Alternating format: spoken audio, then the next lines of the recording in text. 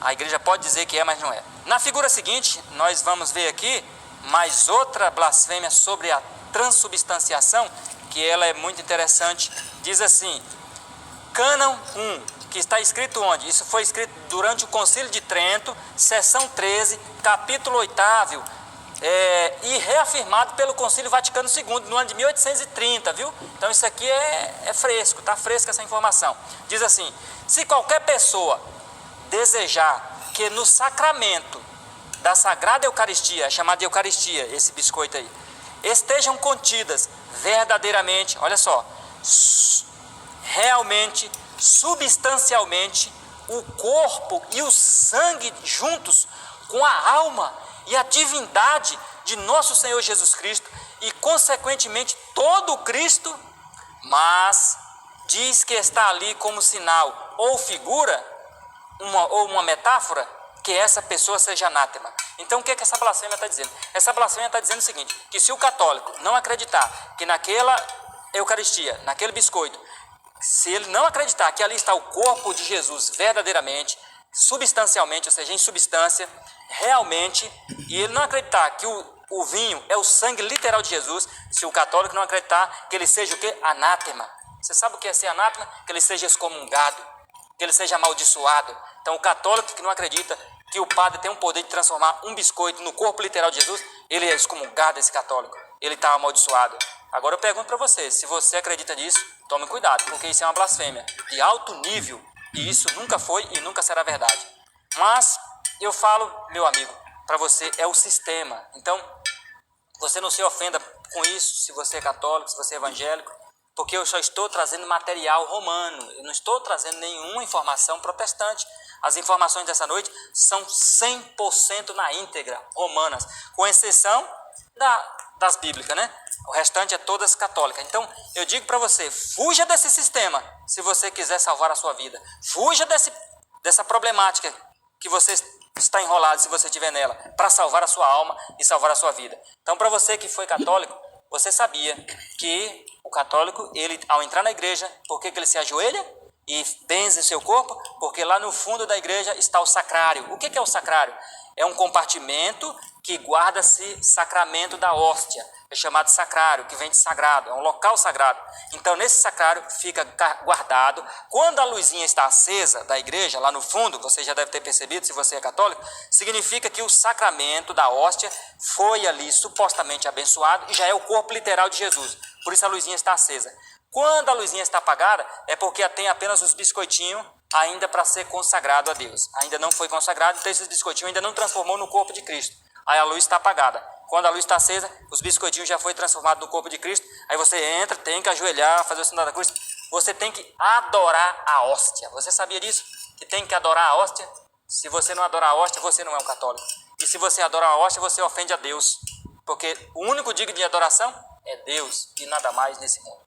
Então, irmãos, aqui nós temos uma arqueresia, certo? A Santa Ceia que nós celebramos, que Jesus deixou para a igreja celebrar, ela deve ser um lembrete da morte de Jesus. Através da Eucaristia, a igreja, na verdade, ela prega Jesus na cruz várias vezes, né? Isso é a verdade. E porque isso aqui é um símbolo, né? Não é a realidade, como eles dizem que é a realidade. E vocês já prestaram atenção que em toda a igreja católica Jesus só aparece pendurado na cruz? Por que Jesus nunca aparece como vitorioso? Só aparece Cristo na cruz, pendurado, mal vestido, humilhado, porque é lá que o inimigo quer que Jesus fique, irmãos. E como esse sistema foi criado por ele, então o inimigo colocou na cabeça desses organizadores, dessa organização, que Jesus tem que ficar sempre humilhado o tempo todo na cruz. Sendo que Jesus não está na cruz hoje, Jesus hoje está ressurreto no céu, no santuário celestial, mas eles querem Jesus o tempo todo na cruz, morto, humilhado e que ele não saia de lá. Porque a vitória de Jesus foi na ressurreição, e a igreja não quer apresentar um Jesus ressurreto. Por isso que em toda igreja você vai ver sempre Jesus pendurado na cruz, humilhado ali, envergonhado ali, porque é lá que eles querem que Jesus fique, humilhado e envergonhado. Agora, eu quero dizer para você, na figura seguinte você vai assustar. Se você é católico, meu irmão, não se ofenda comigo, mas essas informações são todas católicas, aí você recolhe e aí tem que procurar a organização, explicações do líder da sua organização. Mas na próxima figura você vai se assustar, porque você sabe realmente o que significa a adoração da hóstia, o que está por trás dela. Vamos na figura seguinte para ver. Você está vendo aí na tela? O IHS. E você está vendo aí um sacrário móvel, que é aquilo que eu falei para vocês. É aquilo que o padre ou o bispo tem uma haste, ele segura, e dentro da haste vai um porta-hóstia, do lado tem os raios do sol e a hóstia dentro. Aí ele sai nas procissão, levando aquilo lá e as pessoas adorando a hóstia, e ele vai na frente e as pessoas atrás. Então aquilo é um sacrário móvel. E está lá escrito IHS. Você sabe o que significa esse IHS? Essa adoração à hóstia? Essa adoração, irmãos, é a adoração à trindade das trevas. I é a adoração a Ísis, H a Horus e S a Sete. É Íris, Horus e Sete. Só que a igreja procura ensinar para os seus membros, desconhecido de todo o sistema que há por trás, eles ensinam que é Iesus Hostes Santas, né? Mas na verdade não é. Quando você vai estudar que dentro da Igreja Católica Apostólica Romana há duas linhas. Há linhas para os novatos, que são a massa católica em geral, que é o sistema aberto, e a linha fechada para os que são apenas a liderança, né? Os bispos e cardeais. Eu não digo os padres, que eles também são enganados. São os bispos e os cardeais e o próprio líder máximo, né? O Papa, que é quem realmente eles adoram. Eles promovem uma adoração infeliz, que eu até me reluto em falar a quem eles adoram. Mas essa é a trindade, Íris, Horus e Sete. Essas divindades pagãs do passado eram adoradas em seus cultos. Olha com o que essas divindades eram adoradas nos cultos. Com os biscoitinhos redondos, pães que simbolizavam os corpos de seus deuses, como se fossem corpos literais. Você associou alguma coisa aí com essa informação? Então, lá no passado, no Egito, adorava-se Ísis, Horus e Sete, com um biscoitinho redondo, que simbolizava esse biscoitinho, o corpo do seu Deus. E eles comiam para comungar com seu Deus. E a igreja trouxe isso para dentro, com o mesmo ritual e com o mesmo conceito. Vocês percebem? Que aqui nós podemos ver que há um sincretismo religioso tão sinistro e tão estranho, que a gente, quanto mais aprofunda no negócio, a gente fica com medo, sabe? E assustado. E você vê que, como diz o Grande Conflito, página 50, o catolicismo, aquele sistema de religião criado pelo inimigo de Deus. Aí a gente vai compreender que realmente nós vamos lutar contra esse grande sistema no fim dos tempos agora. Tá certo? Então isso aí é uma forma de idolatria, é puro paganismo. O sacramento e a hóstia é puro paganismo. E não para por aí as idolatrias, irmão Sérgio. Percebe? São cada dia maiores, né? Cada vez mais. Nós temos na figura seguinte... Estamos quase chegando ao final do nosso programa de hoje, mas temos na figura seguinte aí mais blasfêmias.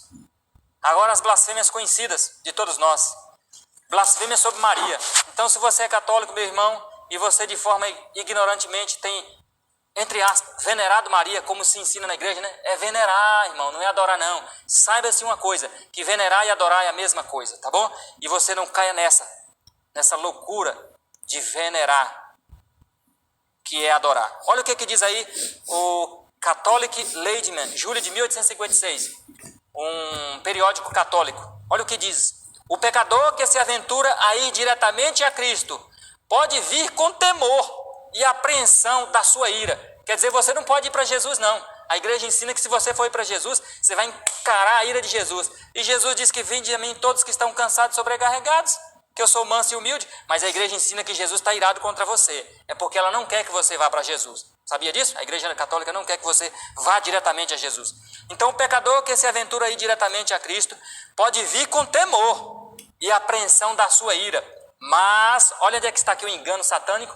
Mas que ele, o pecador, empregue a mediação da virgem com seu filho. E ela, a virgem, tem somente que mostrar ao filho, a Jesus, o seu seio, que o amamentaram, e a sua ira, a ira de Jesus, imediatamente desaparecerá. Meus irmãos, quando eu li isso aqui, eu fiquei com tanta indignação, com tanta revolta, e eu comecei a entender porque há muita pedofilia dentro da igreja, porque há muito homossexualismo dentro da igreja. A igreja é uma coisa absurda por lado do sexo descontrolado. Irmãos, isso aqui é uma cena pornográfica no céu. Imagine você, se isso existisse mesmo. Maria no céu e Jesus no céu, e você não vai a Jesus, Jesus está irado contra você. E então, você, irmão Sérgio, agora, como Jesus está irado contra você, você vai até Maria e fala: Maria, por favor, me ajude, que Jesus está irado contra mim. Maria vai, olha para Jesus dentro do céu, tira a roupa, mostra o seio dela para Jesus dentro do céu. Meu filho, aqui está meu peito, aqui está meu seio. E Jesus olha para o seio dela, vou te perdoar. Irmão, isso aqui é uma cena pornográfica, pelo amor de Deus, um negócio desse. E isso aqui é informação verídica. Pensa bem o negócio. Agora imagine, pastor, o negócio é tão sério que hoje, em nossos dias, pela legislação, se isso acontecer, a pessoa é enquadrada como sexo ao pudor. Atentado ao pudor. Atentado ao pudor. Imagine nas hostes celestiais praticando esse procedimento. Imagine isso dentro do céu, meu irmão. Terrível, né? É um absurdo. Eu quero fazer com você uma comparação. Imagine você mesmo, Sérgio, você aí, querido amigo ouvinte, querido amigo católico, você mesmo. Você, quando era criança, imagine que você vai e faz uma peraltice contra sua mãe. E então, contra seu pai, né? Vamos botar seu pai. Você faz uma peraltice contra seu pai. E então, seu pai está irado com você. Aí, você olha para o seu pai, você olha para sua mãe e você diz: mãe, por favor, me socorre. Me socorre, mãe. Aí sua mãe vai na sua frente, na frente do seu pai, tira a roupa e mostra o seio dela. Está aqui, meu seio. E você vê o seio da sua mãe, você vê o seio do seu pai. O que você ia dizer para sua mãe? Rapaz, mãe, a senhora está louca? Bota essa roupa aí, mãe, se cobre. A senhora está louca? Que é isso, mãe? Tem gente passando aqui, está te vendo? Mas é isso que a igreja ensina, irmãos. Os absurdos. Você entende agora por que ela nunca puniu as pedofilias. Agora que está tentando aí, disfarçadamente, tentando punir porque o negócio tem virado a níveis estrondosos, né? Mas é isso, irmãos. A igreja, se nós formos fazer aqui um estudo, não vou ter essa oportunidade com vocês, mas sobre o simbolismo católico, que tem lá na Praça do Vaticano, o formato é o formato do órgão sexual masculino, porque existe uma loucura sexual na mente dos líderes católicos. Aqui vocês vão tirando as provas dos 9, pouco a pouco.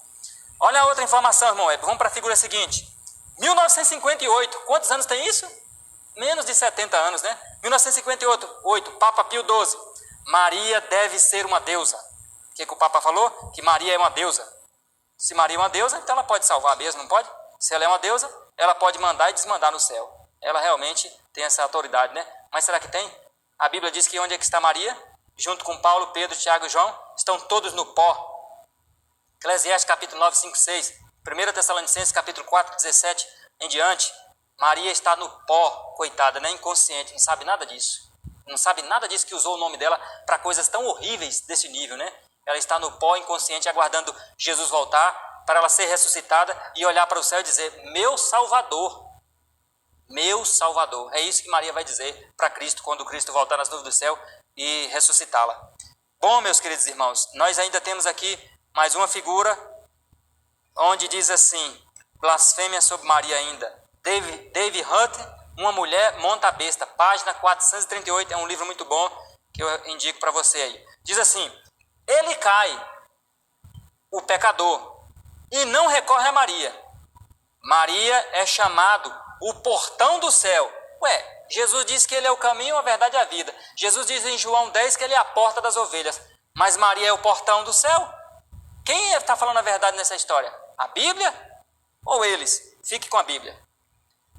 Maria é chamada o portão do céu, porque ninguém pode entrar no reino bendito sem passar por ela. Jesus disse que ele é o caminho, a verdade e a vida. Você não pode entrar sem passar por ela. Quem está falando a verdade, quem está falando a mentira? Lembra de Gênesis capítulo 3? O diabo disse assim: certamente não morrereis. Deus disse: certamente morrereis. E você sabe quem estava falando a verdade, né? Aqui também você sabe quem está falando a verdade. Não precisa nem comentar. O caminho da salvação não é aberto a ninguém, a não ser através de Maria. Olha as blasfêmias. A salvação de todos depende de seus favores. Olha só, a salvação de todo mundo depende dos favores de Maria, seus benditos favores e a proteção. Aquele que é protegido por Maria será salvo. Aquele que não é, se perderá. Coitado de nós então, hein? Nossa salvação depende dela. Peraí, o que é isso? Onde é que está escrito isso na Bíblia, que a sua salvação depende de Maria? Deus não há de nos salvar sem intercessão de Maria. Acabou, hein? Acabou. Deus não há de nos salvar sem intercessão de Maria. Então quem manda no céu? É Deus ou Maria? Quem manda no universo? Então, meus queridos irmãos, como vocês estão acompanhando aqui, a ponta pequena é o papado, é o filho da perdição, é o homem do pecado. Ele, infelizmente, é a besta de Apocalipse 13. Ele, infelizmente, proferiu essas inúmeras blasfêmias que temos falado aqui para vocês. Blasfêmias essas escritas em seus livros, por seus escritores, por seus prelados, por seus líderes. E essas pessoas enganaram milhões, talvez bilhões de pessoas. Talvez não, certamente bilhões de pessoas têm se perdido por causa deles. E eles vão pagar. Por isso que eles vão pagar junto com o falso profeta e junto com o dragão no lago de fogo por muito tempo lá, pelo engano e pela perdição de milhares e milhões e bilhões de almas. Então nós vimos hoje apenas 3 características. Chegamos ao fim, né, do estudo de hoje. Vimos apenas 3 características da ponta pequena. Eu falei para você que são 11. Então aguarde que tem mais por aí. Se você não assistiu a parte número 1, volta lá, pega o link aí com seu amigo, com seu irmão que está no grupo aí. Por favor, quem tem o link do estudo 1, peça, você assista. O link do estudo 2, se você não assistiu, peça para você montar o quebra-cabeça, para você não ficar apenas com o estudo de hoje. E se você é novato, se inscreva no nosso canal aí para você ficar atualizado com novos estudos. Não esqueça de deixar o seu like se você gostou do estudo de hoje, se foi para você esclarecedor, se tirou dos seus olhos a venda. Marque o legal aí para que você também possa indicar esse vídeo para outros. E assim nós, irmão Sérgio, estamos aqui chegando ao fim desse estudo de hoje, mostrando esses inúmeros e terrores de blasfêmias. Foi maravilhoso, pastor. Aqui o agradecimento de muitas pessoas que ficaram admiradas, estarrecidas diante de tantas verdades apresentadas, e alguns pela sua simplicidade, a falta de conhecimento, curvam-se diante desses homens. Mas a partir de hoje você não precisa mais curvar, não é verdade? Com certeza. Você pode mudar a cabeça agora. Com certeza. E como o pastor falou, você que quer acompanhar desde o início, tá muito fácil, pastor. Você entra lá na página da igreja Fama GO e pode acompanhar no calendário todos os estudos das terças-feiras. Terça-feira, palavra aberta, você pode acompanhar pela sequência das datas. Você clica lá e você pode acompanhar, como também compartilhar com os seus amigos, com os seus irmãos, com os seus familiares, aqueles a quem você tem interesse também que conheça essas verdades. Não é isso? Nós temos apenas 2 perguntas aqui, pastor, mas temos aqui também muitas palavras de agradecimento, como também de confirmação. Nosso amigo Paulo Barbosa, lá de Brasília, disse: o homem longe de Deus faz coisa que às vezes o próprio Satanás não tem coragem de fazer. É verdade. Eu me admirei, entendeu? Um abraço, irmão Paulo, Deus te abençoe. É verdade, irmão Paulo. E essa é uma grande realidade mesmo. O diabo não faz, mas manda o secretário dele fazer. Com certeza, as pessoas às vezes ficam cegas Isso. a tal ponto de agir e falar que, por influência de Satanás, que às vezes até ele mesmo teria. Irmão Paulo, irmão Sérgio, se os irmãos soubessem, sabe que quando um papa abdica do poder ou morre, né, há um novo conclave ali, uma nova eleição de um papa. Irmãos, por que vocês acham que aquela reunião é secreta? Por que vocês acham? Porque ali o príncipe das trevas se manifesta, irmão, e ele que escolhe pessoalmente a dedo quem vai ser o próximo papa. É uma reunião regada com muito cigarro, com muita bebida alcoólica. É uma coisa, irmão, que dá medo de saber. Aquela reunião do conclave ali. E o povo não tem noção do que passa entre 4 paredes naquele conclave. Amém. Que Deus tenha misericórdia de cada um de nós e nos ajude.